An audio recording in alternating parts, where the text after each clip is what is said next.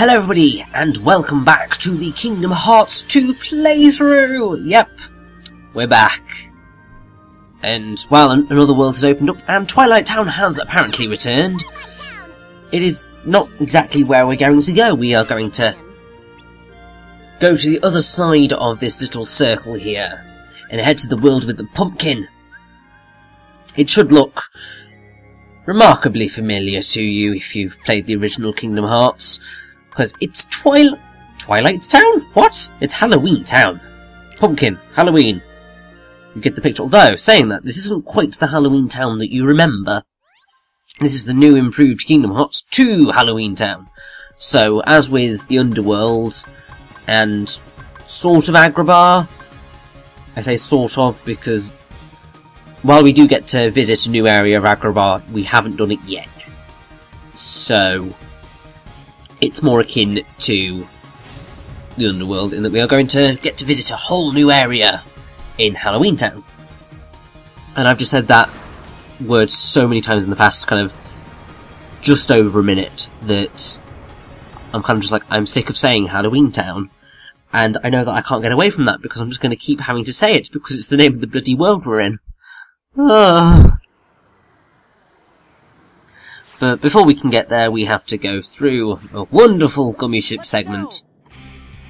Although it does feature the wonderful, wonderful return of Hazardous Highway, this song is still glorious.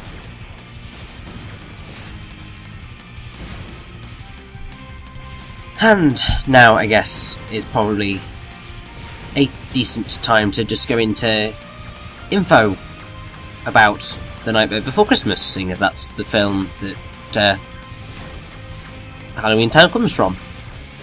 So it came out in 1993, so actually the year before I was born, and it's all stop motion, which is cool, and it's a very interesting movie. It's so Tim Burton. I think that's basically the film that sort of started his career, really.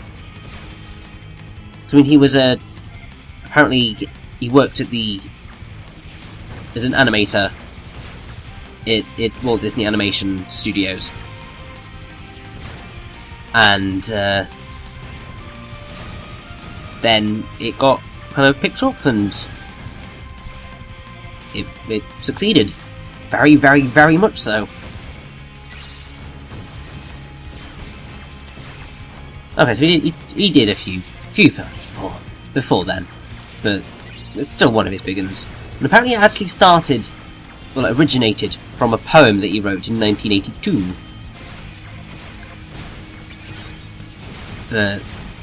Yeah, it's insane, because, like, the style is so ineffably Tim Burton that kind of, like, he's never really gotten away from that. I mean, prime example of that is The Corpse Bride, which was, I'd say, even more typically Tim Burton than Nightmare Before Christmas, because it had Helena Bonham Carter in it, which, these days, if you're doing a Tim Burton film, it needs to have Johnny Depp in some sort of weird, fancy dress and makeup, and Helena Bonham Carter being crazy. They're kind of the prerequisites. Which is just completely Barbie.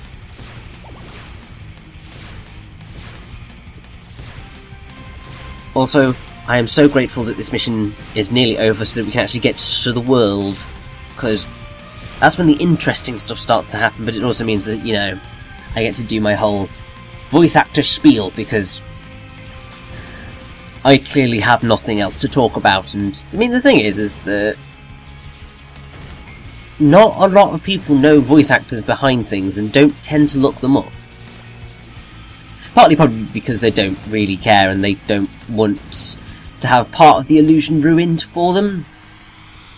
Because, I mean, there does end up being the hilarious side effect, I believe I may have mentioned it before, of when you recognise people's voices and recognise actors. And I think, I mean, a prime example is like Hugh Jackman. So, obviously, the majority of people know him as the Wolverine. That's kind of his main role. And then he played Jean Valjean in Les Mis, which is kind of sort of completely the other side, and obviously there's all the singing. And pulling the two together is a bit odd. It gets more hilarious when you realise that Hugh Jackman actually performed the role of Gaston at one point in the Broadway production of Beauty and the Beast. Yep, he did that. So, kind of, you've got an all-singing, all-dancing Wolverine. And then, I mean, Les Mis is a prime example of just a hilarious combination of actors and actresses, because you've got Anne Hathaway, who played Fantine, the poor woman who kind of gets really, really roughly pissed all over in Les Mis. Played by the actress who kind of was Catwoman and the princess in the Princess Diaries. And stuff like that. And then you had Amanda Seyfried, who most people recognise as being Karen from Mean Girls, the dumb one whose boobs can tell the weather. And just kind of bringing all of that, it's just like, you can't take things that seriously, and generally people don't like having that kind of removal of the illusion. But I always find it quite interesting, because it just means sometimes you just get to see the range of people. I mean, like, Corey Burton and people like that who just do ridiculous number of roles and you don't always recognise their voices. And it's just like, oh my god, that's amazing. So that's why I always try and do my voice actor trivia, because it's important, to me at least. Also, we're back. And also, song, which you should recognise if you've seen the film, because this is Halloween. Because boys and girls of every age, wouldn't you like to see something strange? Is it doo-doo you will see in this town of Halloween? This is Halloween, Halloween, Pumpkin King, so on and so forth. So it's one of those instances where like the original music is used, and I'm glad it is. I mean, I think the one thing that I do wish that Yoko Shimomura would do is, what I said is that use the original music, but also kind of add to it, in the sense of make it Yoko Shimomura-y. So it's a case of blending the two styles together. What's that for? Which I think helps a lot more than either just using the pure song in a slightly lesser form as it is here. Obviously, later games, i.e. hopefully the 2.5 HD remake, will sort of fix that sort of issue and stuff, but I wish they'd just kind of mesh the styles together so it ends up being awesome. Merry Christmas? Don't you mean Happy Halloween? Of course! Halloween greetings from Jack Skellington, the Pumpkin King! Forgive me, I'm in a Christmas mood. You see, I'm running the show again this year, but I need Sandy Claus' blessing, so I'm off to Christmas Town. Sandy Claus? I think he means Santa Claus. Aren't these decorations wonderful? This year, Halloween Town's going to handle Christmas, too. But first, we have to visit Sally. She's working on something no self-respecting Santa Claus can do without. Come along, I'll show you. A Halloween Town Christmas.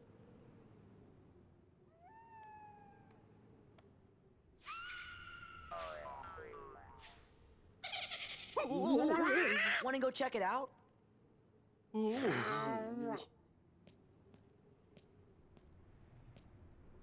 Come on, hurry!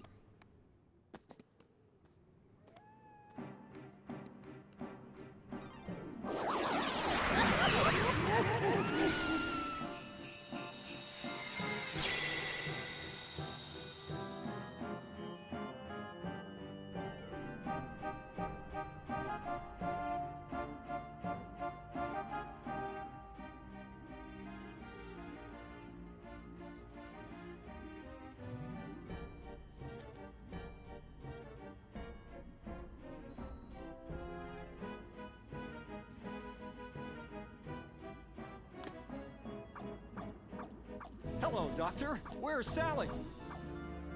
Can't you see that I'm in the middle of an experiment?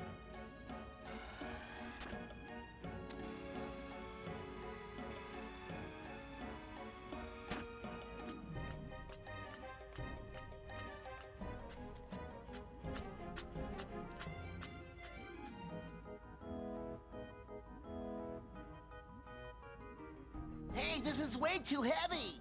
Then let's toss it! You do, and you'll be sorry. Now bring it over here. Hee-haw!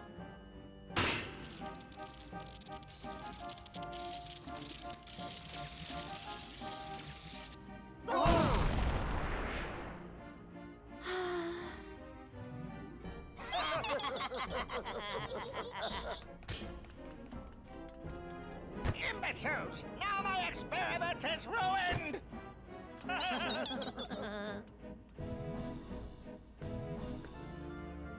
Sally, did you finish it? I want to show my good friends. I'm sorry, Jack. I need a little bit more time. Oh. Well, that's all right. Just as long as it's ready for Christmas. But, Jack... I'd best be off. I've got to go get Sandy Claus right away. Wonderful to see you again. Goodbye for now. Go get Santa Claus. Please, Sora. I'm afraid something terrible will happen if Jack goes through with this. You can try that again. Sora? Are those strange-looking fellows in the town square with you? Huh? What fellows? You know, the ones who wanted to spoil Halloween and Christmas? What are they called again? Heartless? They're definitely not with us. But Donald, Goofy, and I can get rid of them for you. And then we can go see Santa. But first, the Heartless. Santa is way more important than the Heartless. Then again, we need to save Christmas because Christmas is important, because Christmas is wonderful. And it makes you feel happy inside, hopefully. Also, we've just got Explosion, which is one of, if not probably, the most useful kind of attack/offensive ability in the game. Because it kind of, after you finish a combo, you do this massive explosion around you, and it just decimates everything. It's amazing. Also, I think in that kind of period, we actually got every single voice actor in this world, bar like 3. Which is insane. So, Jack is voiced by Christopher Sarandon, who is best known for playing Prince Humperdinck in The Princess Bride, Jerry Dandridge in Fright Night, Detective Mike Norris in the first entry of Child's Play, Jack Skellington in the original film, and he was nominated for an Academy Award for Best Supporting Actor for his performance as Leon in Dog Day Afternoon. He's also the voice of Kuro Tower in Nausicaa of the Valley of the Wind in the dub. And There. yeah, that's about it that I can kind of get on him, but he was the original voice and it's quite awesome that he's still here. Fun fact, in the film, when the singing was happening, that's actually Danny Elfman, aka the guy who wrote the music for The Nightmare Before Christmas, aka the guy who composed this very track. Then we have Sally, who is voiced, apparently, by Kath Suchi, or Susie, or however it is meant to be pronounced, who voiced her in the original game and is still here. Most recognised as Phil and Lil DeVille in the Rugrats. Just awesome. She's also a lot of other things. I mean, she's been Bet in Beauty and the Beast, Kokiri in Kiki's Delivery Service, Kanga in the Tigger movie, Wendy in Return to Neverland, Chet in Santa Claus 2. Well, she voiced Kanga for quite a number of years, We're on it. actually. And I think she generally spent a lot of time in kind of animation stuff. So she's Cindy Bear in Wake, Rattle and Roll. There was a period where she voiced Daisy Duck in Quack Pack. She was in Hey Arnold. And just... there is a lot of animated stuff here. Like, it just keeps going and going and going. And in terms of video games, she voices Lola Bunny in Space Jam, Looney Tunes Racing, Looney Tunes Space Race, and probably some other stuff. She is Taro in Final Fantasy X-2. She is Amanda Everett in Tomb Raider Legend and Tomb Raider Underworld. She's Lita Halford in Brutal Legend. And, yes, and that'll probably do for now with her. Then we have Dr. Finkelstein, who is voiced by Jess Q. Harnell,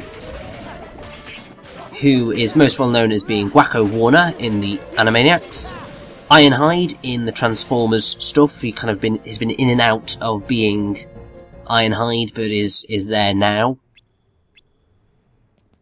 And in the past, he has apparently voiced Spyro for a year.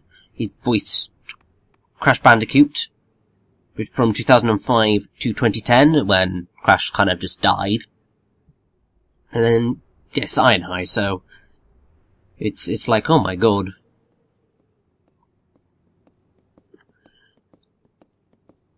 Then... What should we bring along next time? oof. Or something We've got even worse. the wonderful Lock, Shock and Barrel here, who are all voiced by people that we've already dealt with. So Locke, who's the kid in red, is voiced by Jess Harnell. Shock, who's the little witch girl, is Kath Susie, and Barrel is voiced by Jeff Bennett, here at least anyway. I don't believe that was the case in the original film.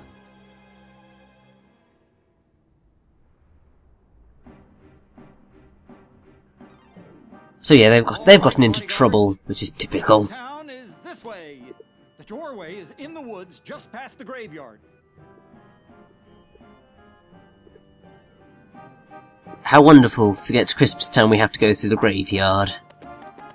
Ugh.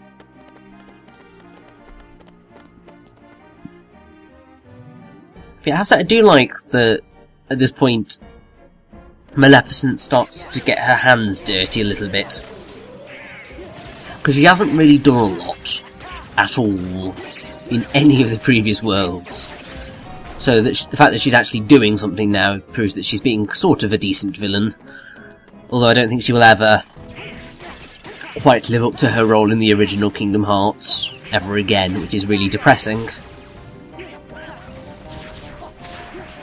Now, I was kind of not really paying attention when we went out to kill the Heartless, so we may or may not have met the Mayor of Halloween Town yet. But he will speak eventually, just... I can't remember whether we have heard him yet or not.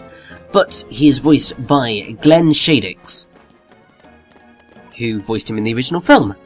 However, having said that, he wasn't the voice of the character in the original Kingdom Hearts, which is really weird in that he was voiced by Jeff Bennett. But here they actually got the original voice actor back. Although he's now he's unfortunately died, which is depressing. But he is probably most well known for his role as Otho Fenlock in Beetlejuice, which was another thing by Tim Burton.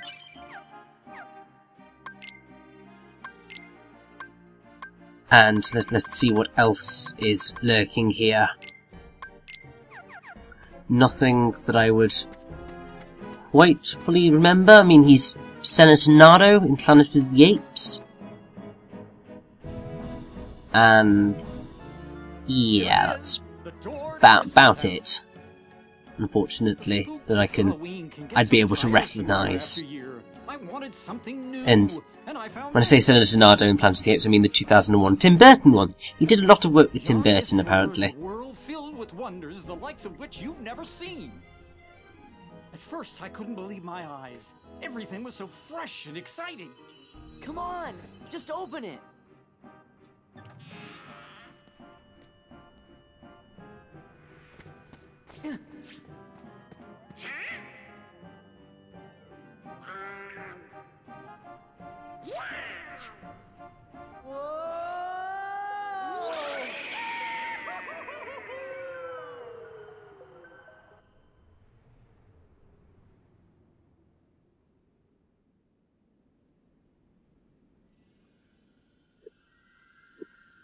Oh, it's all Christmassy.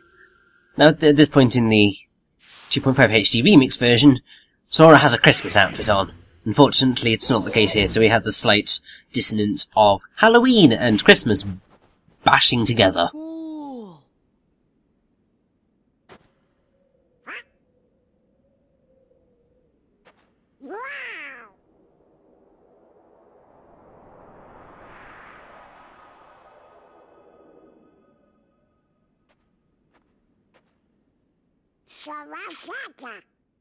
In his workshop. Shall we?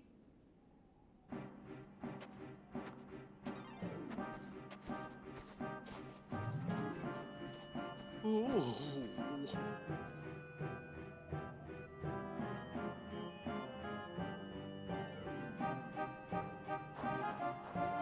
Also, we still have the Halloween Town music playing here, which I don't understand why it happens, because, you know,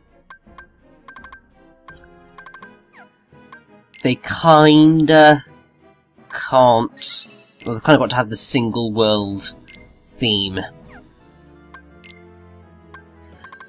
but it does seem just so out of place. Really, what they needed to do was have like a version of What Is This playing, or something along those lines, because that would just make this kind of so much cooler, and it would actually make Christmas Town feel like Christmas, rather than a weird Halloweenified version of Christmas, which, I mean, I suppose that's what, you know, the Kingdom Hearts does, but, oh well. Although, because I haven't actually really looked at the, like, 2.5 HD remix, because it uses Final Mix, which I haven't looked at the stuff for it, but Donald's snowman form and his reindeer, and Goofy's reindeer form look amazing. I love it. It's just glorious. But yeah, it really needed a different type of music to just give it the Christmassy edge.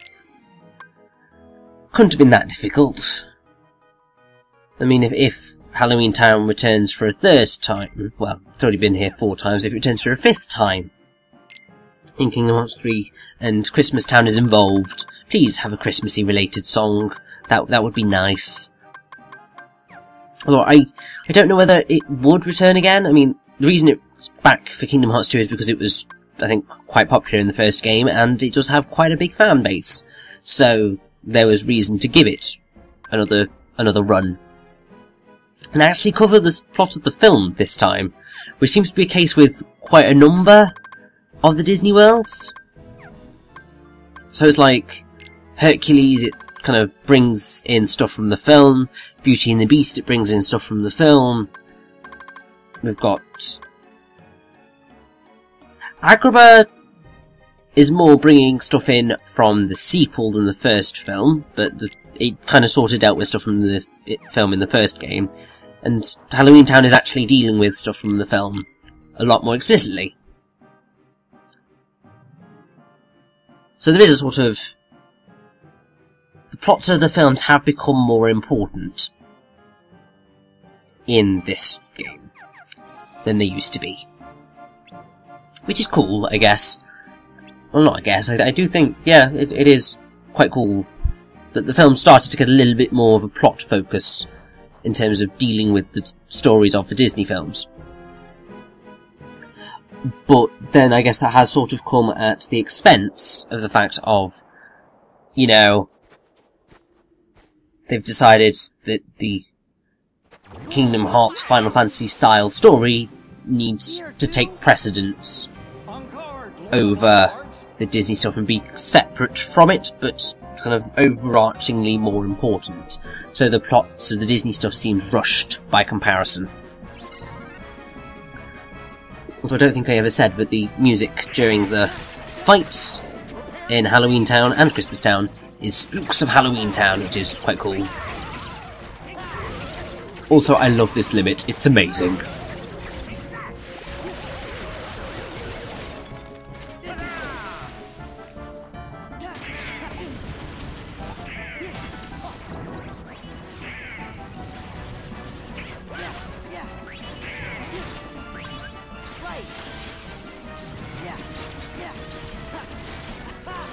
Also, I think I'm actually going to manage, hopefully, to make it into the cutscene with Wisdom form.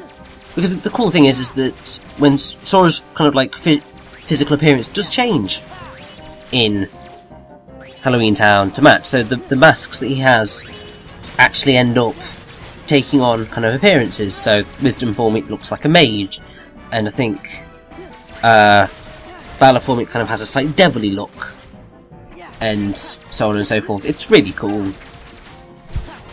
I just wish more of the worlds did that. Also, for God's sake, I was so close! So close! We can't let anything bad happen to Christmas. That's where Santa Claus lives.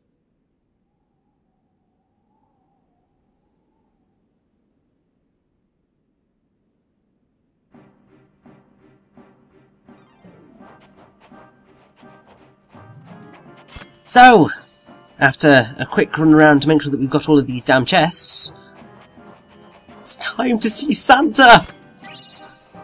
Which is just like, oh my god.